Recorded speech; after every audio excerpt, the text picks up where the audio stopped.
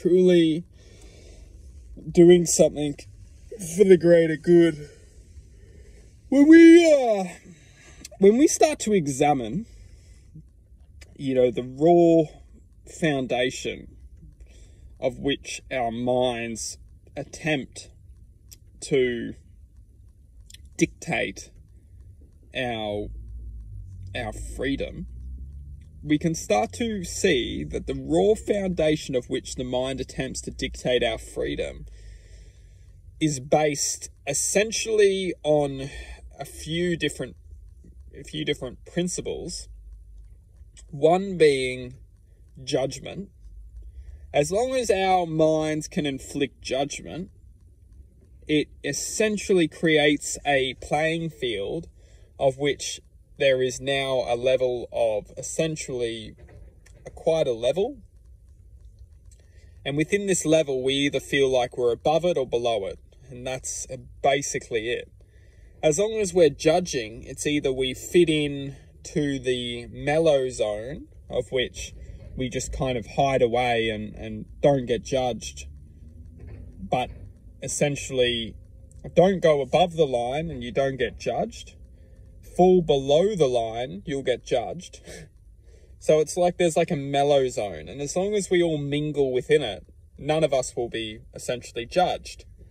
And this is where the mind essentially creates this state of just comparison and delusion that we feel we can't express our true self, because by expressing the true self, we'll probably go above the line, and then everyone will judge us for going above the line. But then if we don't express enough, we'll fall below the line, and then we'll almost be judged for not doing enough. So this reality, it really creates this mellow, line of just fear. It's essentially fear, because if we fear that we're not essentially doing enough or we're doing too much, we might come out of this fluff zone where we all just disappear and think that, essentially a lot of us, we're afraid to express our true self, or we're afraid that we're not expressing ourselves enough. Now, to truly gain control of this, because it's all within the mind, it's within the mind's paradigm, essentially. Because the heart, it doesn't give an absolute shite. The heart, once activated, it doesn't care, because it transforms out of the mind's perception of comparison and perception of, judgment. And the heart just becomes the heart's truth, which is essentially infinite potential or infinite awareness, which understands that this reality is essentially mimicking its true